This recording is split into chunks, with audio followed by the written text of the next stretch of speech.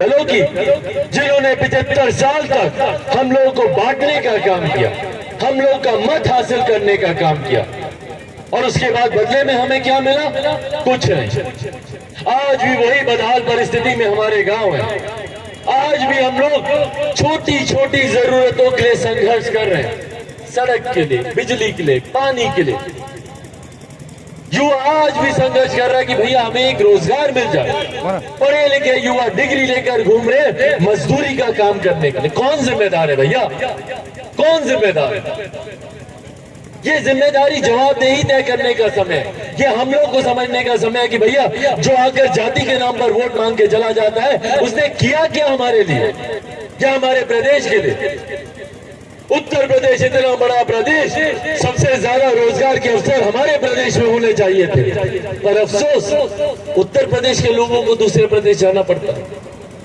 दिल्ली जाते हैं, बंबई जाते हैं, बेंगलोर जाते हैं, गुरुग्राम, नोएडा, विभिन्न और दूसरे प्रदेशों में जाते हैं। क्यों जाते हैं भैया? कोई इशारा करने की बात नहीं है। एक संक्षिप्त मुलाकात मेरी मौजूदा प्रधानमंत्री आदरणीय नरेंद्र मोदी जी से हुई, और देखिए इस बात को मैंने हमेशा ऑन रिकॉर्ड कहा है कि मेरे मन में उनके लिए व्यक्तिगत तौर पर बहुत ज़्यादा सम्मान है। इसको राजनीतिक परिप्रेक्ष्य से कभी नहीं देखना चाहिए। व्यक्तिगत तौर पर इसलिए क्योंकि मेरे प्रधानमंत्री मेरे साथ उस वक्त खड़े रहे थे जब और कोई नहीं था, और मैं ये बात कर रहा हूँ तब जब मेरे नेता, मेरे पिताजी अस्पताल में थे, वेंटिलेटर पे थे।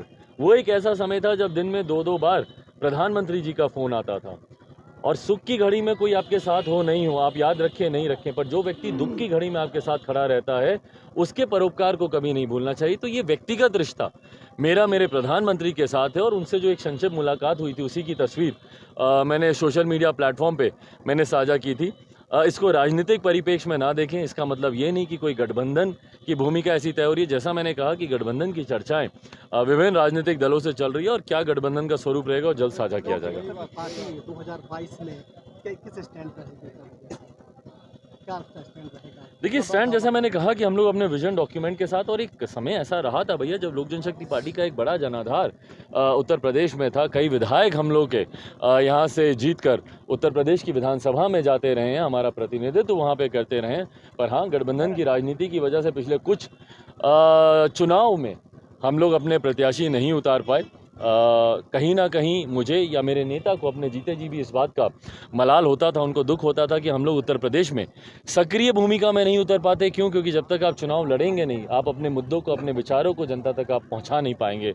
तो इसीलिए उनके रहते रहते ये निर्णय लिया गया था कि जहाँ जहाँ पे भी चुनाव होंगे, अगर राज्य इकाई चाहेगी तो हम लोग वहाँ पर चुनाव लड़ेंगे। और इस बार केंद्रीय संसदीय बोर्ड को उत्तर प्रदेश राज्य इकाई के द्वारा और इवन पंजाब की राज्य इकाई के द्वारा ये प्रस्ताव आया है कि दोनों राज्यों में चुनाव लड़ना चाहिए, और दोनों राज्यों में पार्टी चुनाव लड़े। 5 साल में जिस तरीके का एक अनप्रेसिडेंटेड जनाधार मौजूदा भारतीय जनता पार्टी की सरकार को मिला,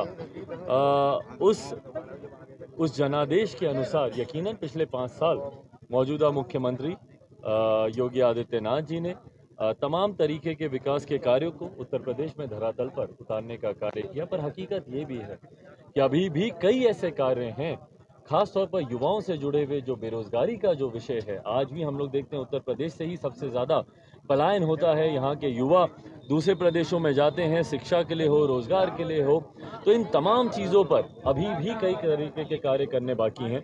लोक जनशक्ति पार्टी फिलहाल एक विजन डॉक्यूमेंट पे भी काम कर रही है, जिसमें इन तमाम समस्याओं का समाधान के साथ हम लोग उसमें जिक्र करेंगे, और आने वाले समय में उसी विजन डॉक्यूमेंट की पृष्ठभूमि के साथ हम लोग चुनाव में उतरेंगे। विकास को लेकर उत्तर प्रदेश में लड़ाई चल रही है। अभी पूर्वांचल पर फाइटर जब उतारे गए तो अखिलेश ने अपनी साइकिल चला दी। इस लड़ाई के बारे में क्या कहेंगे? कहीं ना कहीं ये श्रेय लेने की होड़ है, जिसमें सही मायनों में जनता के जो विषय हैं वो छूट जाते हैं। और मुझे हमेशा इस बात का एतराज़ रहा है, देखिए मैं 21वीं सदी का पढ़ा लिखा युवा हूँ, मुझे नहीं फ़र्क पड़ता कि भैया कौन होड़ ले रहा है या किसको श्रेय जा रहा है, नहीं जा रहा है। मुझे खुशी इस बात की है कि भैया एक पूर्वांचल एक्सप्रेस आपने बनाया, कनेक्टिविटी को आप बढ़ावा देने पर। ये कनेक्टिविटी सिर्फ इंटर स्टेट तक सीमित रह जाएगी।